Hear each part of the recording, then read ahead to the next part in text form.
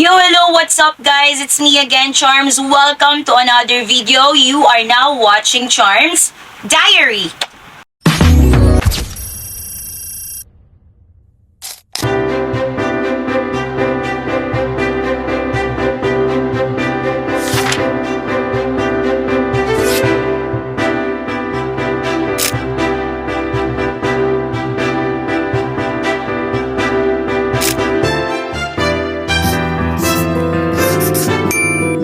So ayun na nga mga B, before we ever start this video, I would just like guys to greet each and everyone nakakapanood ng video na to.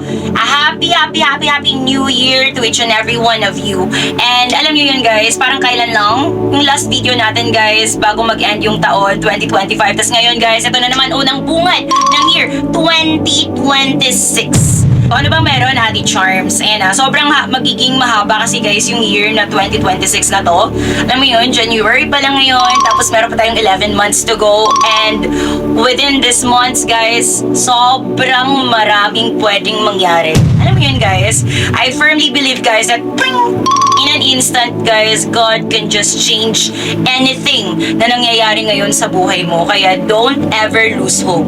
And speaking of that mga sis, since it's New Year nga, at Charms, ano meron? Since it's New Year, guys, andito na naman, guys, yung, alam mo yun, each and every one of us, guys, is palagi tayong may sinasabi na New Year's resolution. Alam mo yun, guys, yung New Year's resolution na hindi na natupad. Ayun na, yung parang nakailang New Year's resolution na tayo, pero parang kailanman hindi natin siya natutupad. Ayun na, mga sis, meron yung mga magda-diet na, meron, guys, yung mga peace of mind, or di kaya, guys, there are certain people, guys, who tends to cut off people, and there are also guys other people who just wants silence rather than noise, and there are people naman guys who are currently starting guys their goals this 2026 and a lot of more. Ano na yun, Ate Charms?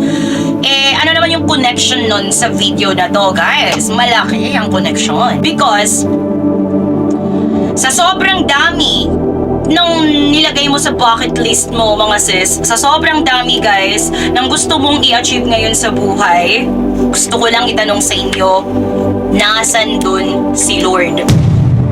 Guys, it's January of 2026 pa lamang, start of the year.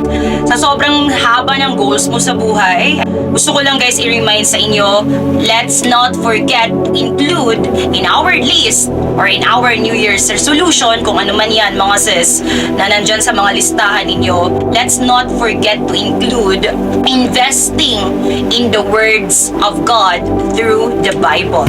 Ayan na mga sis, kung nakikita nyo guys, through the Bible. Alam mo yun guys, sa sobrang dami ng New Year's resolution, ngayon sobrang dami nating goals na gusto natin guys ma-achieve. Pero ni isa dun guys, ni isa dun sa mga listahan natin, na hindi man lang natin na-include guys, yung ating spiritual life. In the past previous years of our lives guys, sobrang dami natin guys ginagawa sa buhay na tayo lang guys yung nagmamandate. Tayo lang guys yung nagde-drive in our own life mga sis. Now it's already 2026. Let's practice including God in everything that we do. Let's start to seek the Lord before anything else. Alam mo yun guys, Bible is not meant to be displayed lang. This is guys meant para basahin. Charms, bakit mo naman nasasabi yan, Ate Charms? Kasi hindi naman ako marunong magbasa ng Bible, Ate Charms. Or minsan naman, pag magbukas ako ng Bible, Ate Charms, parang tinatamad ako. Minsan naman, parang inaantok ako. Guys, that's spiritual warfare. Man cannot live by bread alone. Hindi tayo guys meant dito sa mundo para pakainin lang yung mga sarili natin guys via food. Our soul also needs nourishment. Our soul also needs food. And food for the soul guys is through the words of God. And kung paano mo mahanap yung words ni Lord guys, open your Bible. Now, bigyan ko pa kayo guys ng very relevant reason kung bakit guys this year 2026 we need to hold on to the words of God. Guys, kung nakikita nyo ito, Bible, yes, this Bible guys may also fade away. Ayan na, everything else, lahat sa paligid natin mga sis, that could fade away. Even this Bible, because this is only guys a physical thing that we can touch. Ayan na mga sis, but the words written inside this one mga sis, lalo na pag mabasa mo to, maubos mo guys kakabasa lahat ng nandito mga sis. No matter where you are, no matter where you go, ano man yung gawin mo sa buhay, it will not be taken away from you. Why? Because it is imprinted inside your mind, inside your heart, and most of all guys, inside your soul. The Spirit of the Lord lives inside you. Kaya kahit anong unos ng buhay, ano man ang mangyari, anong disaster, calamities guys, you will not be shaken. Why, Ate Charms? Because you know that these things shall pass. These things need siya mangyayari at mangyayari siya. Because this world guys is broken. It's already guys meant to fall. Ayan na, it's just a matter of time, as what I always say guys on my videos. Yung point lang is that even if there are calamities guys that will happen around you, kahit anong dilubyo man yung nakikita mo, or kahit back-to-back problems ang pinagdadaanan mo, you will not be shaken. Why? Because alam mo that despite all of this, you have the Lord with you. And when you have God, you know that no matter what happened, He will never leave you nor forsake you, because the Lord will always go with you wherever you go. So ano ba Ate Charms? Yeah, parang nagigets ko na Ate Charms yung namimin mo Ate Charms. Ito siya guys gusto ko lang itong itanong sa inyo. What if it's New Year, it's 2026. What if everything, yan lahat ng to guys, this is my question to everyone na nakakapanood ngayon ng video na to. What if everything will be stripped away from you right now? What will you do? Anong mararamdaman mo? Anong gagawin mo? Oh, napaisip ka. Ate Charms, nakapos ako Ate Charms. Hindi ko alam if everything will be stripped away from me Ate Charms. Hindi ko alam kung anong ma-feel ko. O diba? Napapos ka talaga. Hindi mo din alam kung anong gagawin mo. Iyan ko na lang to siya guys. Magbigay ako ng example sa inyo mga sis. And this is reality. Hindi to example guys na parang gawa-gawang example lang. This is reality because I have read this. Especially last year. Ayan na. Hindi ko na lang i-mention kung sino-sino guys yung mga nakikita kong nagpo-post about those one mga sis. But this is for the general. Ate Charms, ano ba yun? Naalala nyo guys yung mga disasters, calamities na nagdaan nakaraang taon. Nabasa kasi ako guys, nakabasa ako ng post kasi may paparating na bagyo, may dumating na bagyo last year, sobrang laki. I've read a post that says we thought we over-prepared. We prepared our power banks, we prepared all of the things na kailangan namin, flashlights, money, the food. We thought we over-prepared, but then it is still not enough. The moment guys nung nabasa ko yun, it's not guys being over-prepared. Hindi tayo nag-over-prepared. Mali lang talaga yung prepare natin. Ayan mga sis. Guys, I'm a Yolanda survivor myself. Oh my gosh, mga sis. I have witnessed kung paano, my gosh be, kung babalik ko lang yung Yolanda days, I have witnessed how everything was taken away from us guys just in a blink of an eye. Parang ganun lang, wash out lahat. Makikita mo na lang guys yung mga semento, mga wallings nyo, poste. But the bubong, nothing. Everything guys na pinag-i-invest nyo, nothing. And take this from me mga sis, because I experienced the biggest and the strongest typhoon in the Philippines because I'm from Tacloban City mga B. I experienced Yolanda. Talagang parang that was one of the biggest trauma of my life.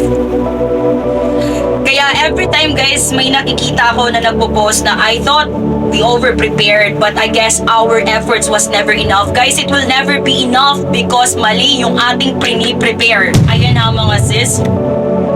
When there is typhoon, kaya kung mababasa nyo guys yung Charmy Madronio account ko, during the typhoon, I keep reminding the people to keep praying. Yung bagyo naman kasi mga sis, except nga lang yung mga lindol, yung lindol biglaan talaga. Walang may nakakapredict niya na, uy, bukas maglilindol. Walang may nakakapredict ng ganun sis. But the bagyo, there's DOST Pag-asa na monitor natin yung galaw ng bagyo. Na kung gaano siya kalaki, gaano siya katindi, gaano kabilis yung larga niya, or kung what time, what day siya maglalandfall. Ayan di ba napipredict siya. But when this bagyo, namumuo siya guys, in the Philippine Area of Responsibility, what are we doing to prepare for it? Yun yung tanong. Ate Charms, wait lang, Ate Charms, hindi ko nagigets. Ito siya guys When there is a calamity, yes, it's okay naman guys to prepare, you know, yung parang the foods, to put into safety the foods, the power bank, the money, at kung ano pa na gusto mong i-save because meron ngang upcoming typhoon. But the most important thing that we should do guys is to soak ourselves in prayer, to humble ourselves before the Lord. In what way, Ate Charms? Guys, I keep reminding this, especially nung nagbagyo, nung nakaraan, yung malakas na bagyo talaga mga sis. I keep on posting, I keep on reminding the people, guys, let us all pray as much as possible, guys. Let's do prayer and fasting. And most of all, guys, let's combat the typhoon through prayer and worship. Worship, singing. Ayan ang mga sis. Sasabihin nyo, Ate Charms, ano ba yun, Ate Charms? Ang laki-laki ng bagyo. Tapos prayer, worship. Prayer, worship, fasting, guys. Guys, all we can see is the size of the typhoon. But you know that God is bigger than this typhoon.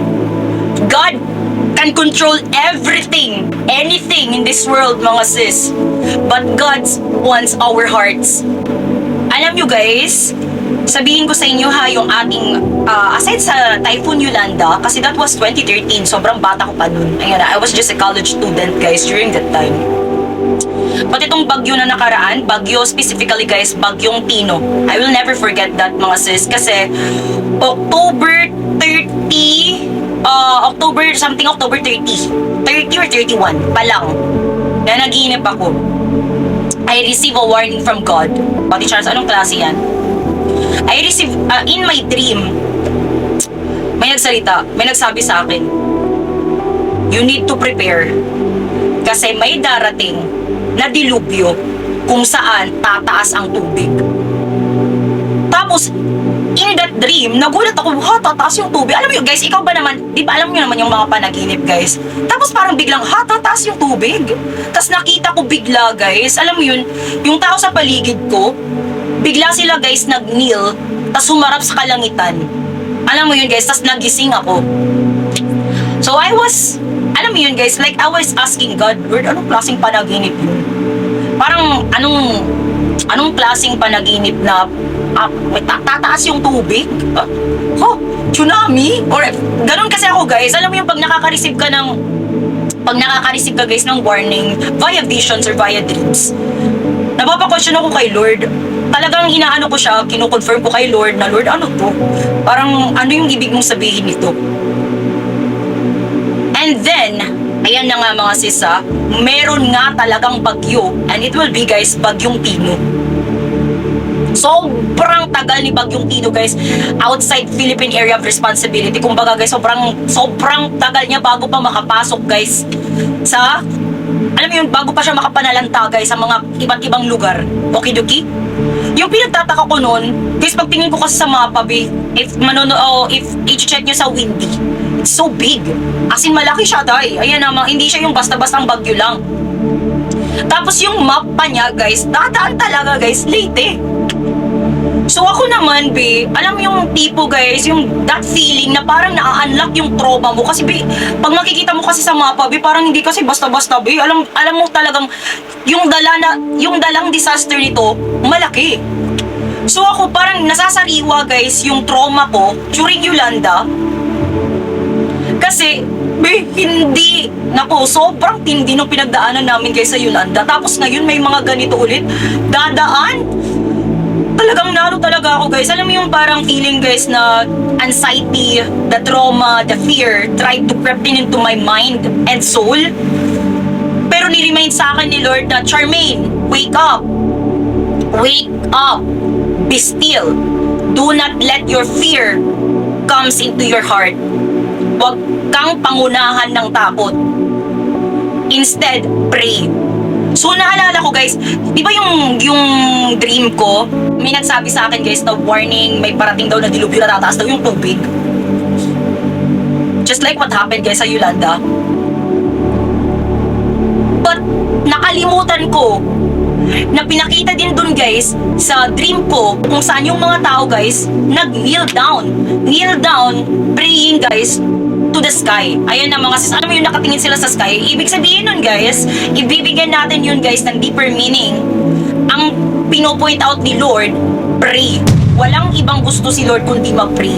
That's why nung November 1 pa lamang sinabi ko kagad kay mama, sinabi ko sa kanya yung panaginip ko, let's have prayer and fasting. Kasi feeling ko talaga, grabe yung dilubyo na dala-dala ni Tony. Ito na siguro talaga yung tinutukoy sa dream ko. Etong si Bagyong Tino. Let's have prayer and fasting. Ang sinabi ko kay mama, November 1, 2, and 3, mag-fasting kami every 6 p.m. to 12 noon. As in, alam mo yun guys, tubig lang, walang any solid foods, walang foods na kakainin from 6 p.m. to 12 noon. Yun din yung pinost ko guys, kasi a lot of people are panicking. Ako naman guys, in my own little ways, I keep reminding the people na guys, don't panic. Instead, pray. Kasi guys, on my dream, yun din ang sinabi ni Lord, don't panic, just pray. Now, ano ba Ate Charms? During that time guys, aside from prayer and fasting mga sis, November 1, November 2, November 3 guys, I keep singing worship to God. As in, literal mga sis. Alam mo yun mga ti, singing worship, alam mo yun, halos 2 hours, like every, paggigising ko, meron akong wait lang pakita ko sa inyo guys. Dito ako sa room ko, I have this, ito siya mga babe. Naka-on to, nandito lang naman ako sa room ko. Nag-ano ako guys, nagpe-play ako ng worship song. I keep singing worship to God. November 1 hanggang November 2, November 3, lalo na nung November 3 guys, kasi dun na papasok guys si Bagyong Tino, dun na siya nananalanta. Hindi ako tumigil, lalo na nung gabi, November 3 gabi, guys. That was like 8 p.m. Hanggang grabe na be, as in, imaginein mo November 1 pa lang, kanta ka na ng kanta, November 2, November 3. Tapos nung November 3, morning 2 hours, pagkagabi guys, kanta na ako ng ilang hours, nakaka 3 hours na ako mga sis. And then the devil comes in. Ayan na, all the charms. Ano to? Bakit may pa-devil? Guys, literal. God as the witness. In this room, I keep on singing. As in, like, kumakanta ako, nag-worship. Alam mo yun mga ti. Ako, okay lang naman, kahit mamaos na ako guys. Kasi sanay naman ako mamaos guys. Take note, I'm a live streamer mga be. Wala sa akin yung mamaos. I keep singing. Dahil ramdam na namin yung alam mo yun, ramdam na yung tindi guys ng hangin sa paligid. Ayan na, as well as the ulan. Now, Ate Charms, before that guys, nasa terrace ako. Since nga binigyan ako ni Lord ng warning through dreams noong October pa lang. During that November 3, ayan na, syempre monitor mo guys sa windy up guys, Bagyong Tino kung asaan na. Talagang pumunta ako sa terrace namin. Ang sabi ko talaga sa terrace namin, Bagyong Tino, with the authority of Jesus Christ that was given to me, I command you to please, the moment dumaan ka sa lugar namin, please don't leave any damages behind. In Jesus' name. Please come down. Please, wag kang magwala kapag dadaan ka dito. Please, don't leave any damages behind. Please, don't leave any destruction in Jesus' name. After After that guys, balik ako dito sa room ko, panay ako kanta kahit nag-iilang oras na. That's where guys, the devil went in. Oh my gosh. Kung naririnig nyo guys, sobrang parang maingay yung background ko mga sis. Huwag nyo napansinin because it keeps on raining here mga sis. Mula kagabi pa yata or kanina ba. Parang non-stop yung ulan. Ano lang naman siya, hindi naman guys yung parang nagbabagyo. Ayan, maulan lang talaga guys yung paligid. Okay, Duki? Kaya medyo naririnig nyo yata ngayon guys sa background. So, Ate Charles, ano yung biglang the devil went in? Ito ha, makinig kayo mga I was singing, ito kanta ako ng kanta. Bless the Lord, oh my soul, oh my soul. Tabi ko kinanta guys, ayan na mga sis, worshiping the Lord. That's where the devil tried to stop me. Paano, Ate Charms? Alam mo yung kumakanta ka lang naman, tapos parang biglang may, alam mo yun guys, out of the blue, imagine ka, November 1, kumakanta na ako, November 2, nagpe-prayer worship na ako kay Lord, November 3, that very night, biglang may thoughts. Alam mo yung sobrang loud ng voice niya. Sabi niya sa akin na, ito mga sis, kaya naman, this is real. Oh my gosh, God is the witness. Sabi niya sa akin, sus, bakit nag-e-effort ka dyan? Alam mo kung ako sa'yo, tignan mo na mamaos ka na lang. Kung ako sa'yo, tumigil ka na. Stop mo na yung kakakanta mo. Hindi mo ba nakikita? Pansinin mo yung iba, maganda yung tulog ngayon. Tapos ikaw, maghihirap ka dyan, kakakanta. Kung ako sa'yo, stop na. Huwag ka nang kumanta. Day, alam mo yung feeling na yun, Day, na parang, oh my gosh, nakakanta lang ako dito, tapos bigla, huy, alam mo yung parang bigla mong, Day, sinasabi ko sa inyo, guys, I don't know what God, I don't know kung anong ginawa ni Lord sa akin guys nung year 2025, especially guys that April. Kung di pa kayo nakakapanood ng episode 8, manood kayo ng episode 8 guys, you will know why I am talking this way right now. Alam mo yung tipo mga sis na parang, oh my gosh, Day, what is that voice? Bakit biglang may ganun guys?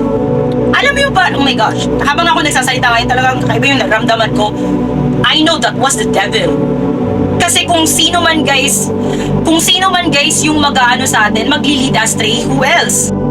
Devil. Ayan na, imagine mo worshiping the Lord, ayan na, because I believe guys that the storm will shrink. Not because of my effort, but because of God. Yung participation lang natin guys is to keep worshiping the Lord. Why, Ate Charles? Ano ba kasi yung silbi ng worship na yan?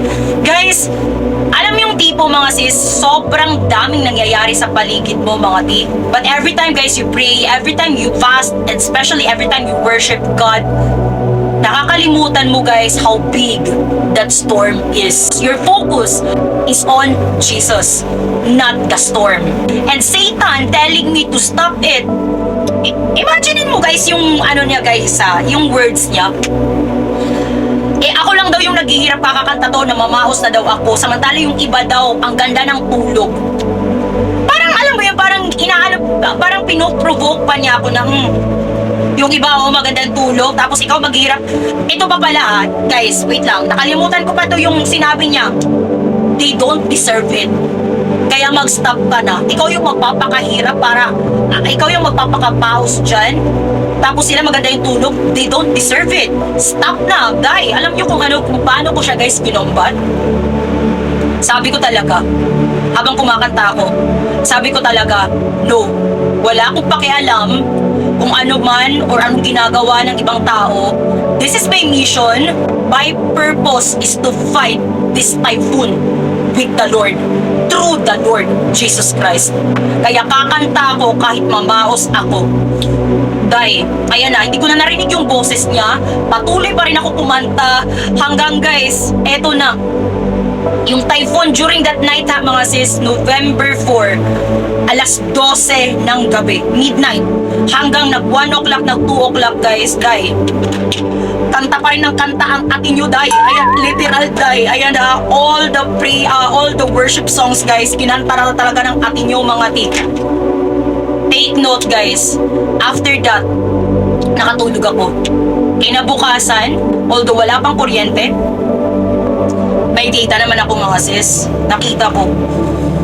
Nagpapasalamat ako sa Diyos. Sobrang thankful ako kay Lord because yung Tacloban stayed safe.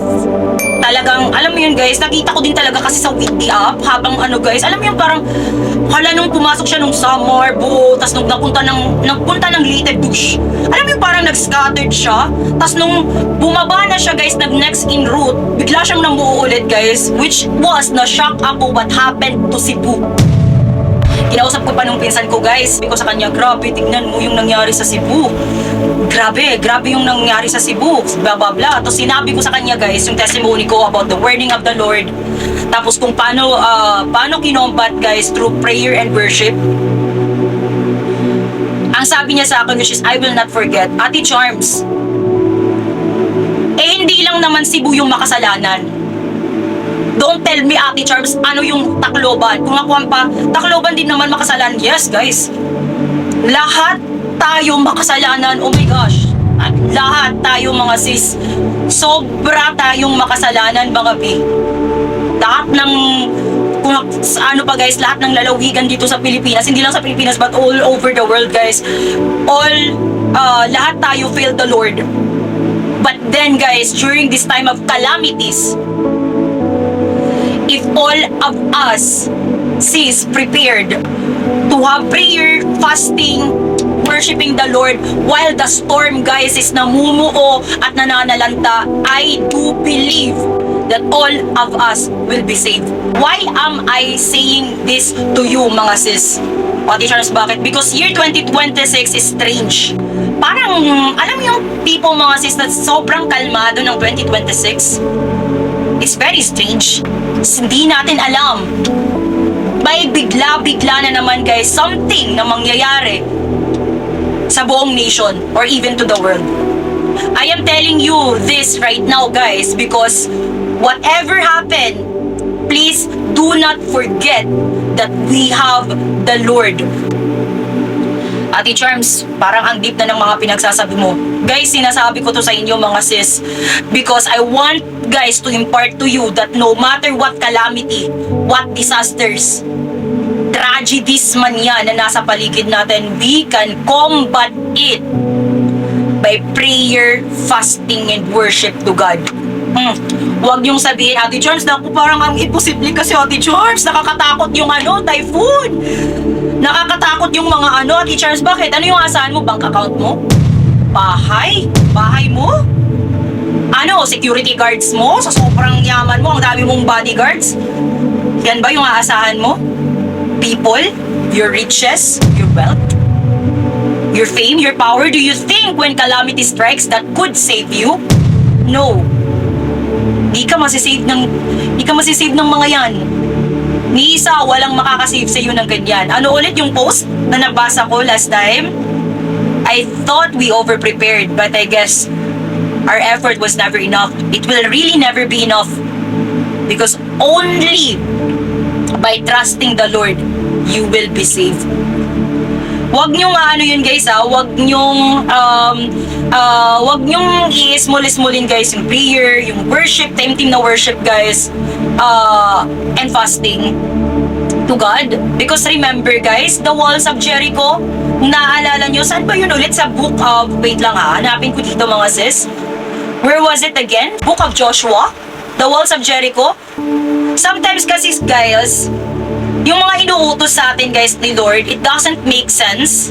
But because guys, it is commanded by God, it is the only way guys that could save us in times of disasters and calamities. Sample ko na lang sa inyo guys if you want biblical truths about this one.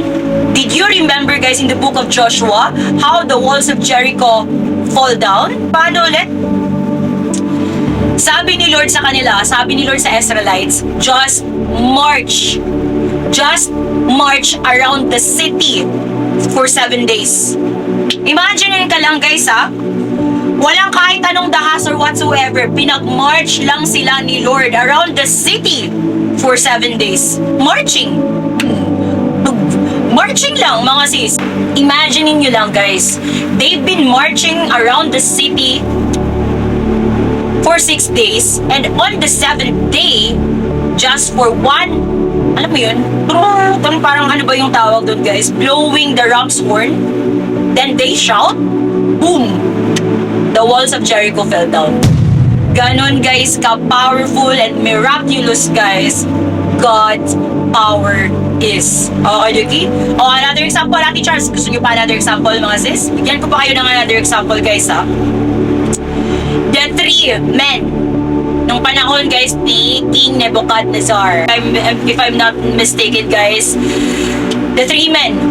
Sino yun ulit? Si Shadrach, si Meshach, and Abednego. Ate Charles, ano yun? Hindi ko alam. Yung three men na nilagay sa fiery furnace, guys. Yung sobrang init. Oh my gosh, mga sis, na even the soldiers, guys, na naglagay doon sa tatlong men na yun, mga sis, nasunog, namatay. Now, the King Nebuchadnezzar, guys, put those three men, mga sis, because they won't bow down to the golden idol na ginawa, guys, for the King Nebuchadnezzar para i-worship. So, ang ginawa, guys, nung king nila, mga sis, they put the three men, guys, inside the fiery furnace, mga bi. But you know what's shocking? Oh, Ate Charms, ano? Not even, guys, alam mo yun, not even, guys, this one. Not even, guys, hibla ng buhok na sunog. And what shocked the king the most? Tatlo lang yung nilagay niya, apat yung nakikita niya, guys, sa loob ng burning furnace na yun.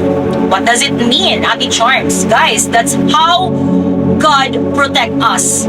Alam niyo, parang napaka-impossible to the world. It doesn't make sense in the world, pero kay Lord, nothing is impossible. What shocked everyone the most? Tatlo lang yung nilagay, apat yung nandun. Because one of them was Jesus. What does it mean pa? Sometimes, God will not take you out of the storm. Sometimes, God will not take you out of that situation, guys, na inabibilangan mo. Kung saan parang grabe-grabe na yung pinagdadaanan mo. Sometimes, God is walking with you through the fire. Sometimes, God will be with you in the middle of the storm. Amen.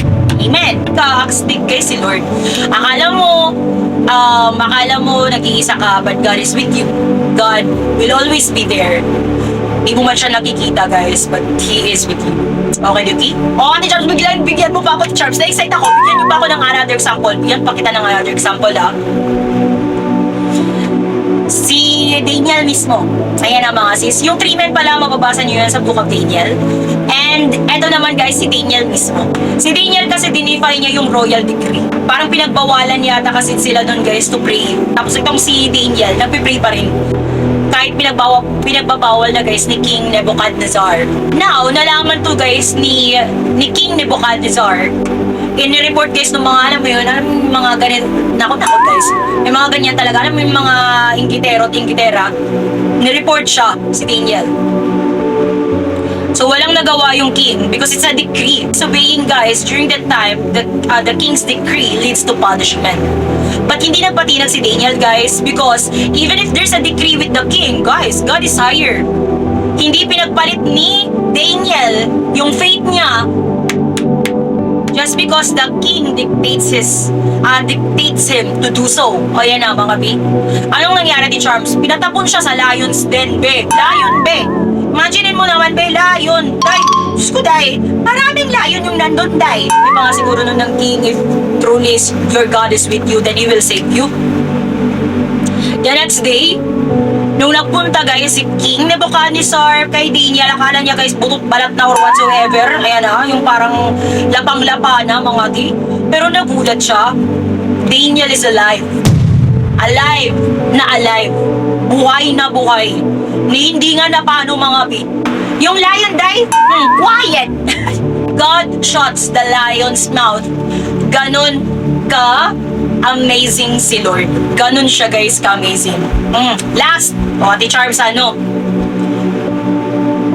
Moses and the Red Sea.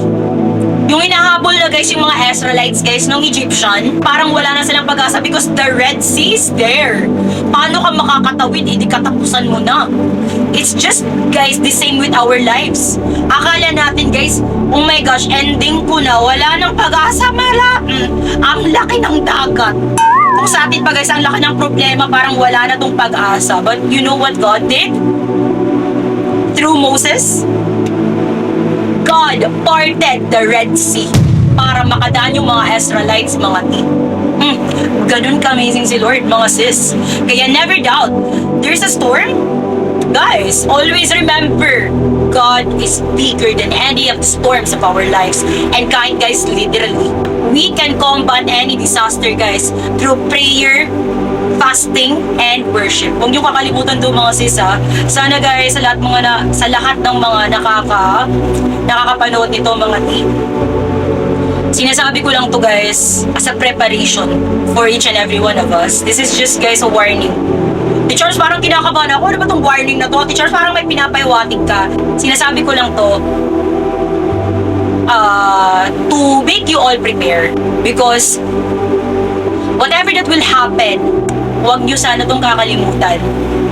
God wanted us to pray, fast, and worship. That's the very thing, guys.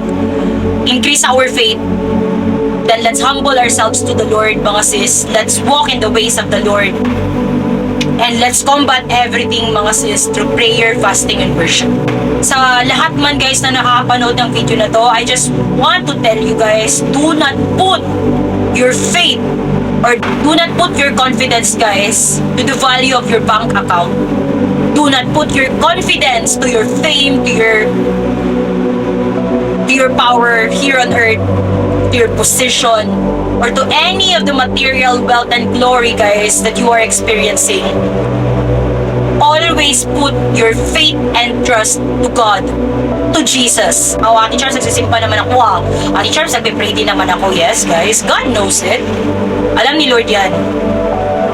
But if you will search your heart, mga ti, ask yourself right now, if mawala tong lahat,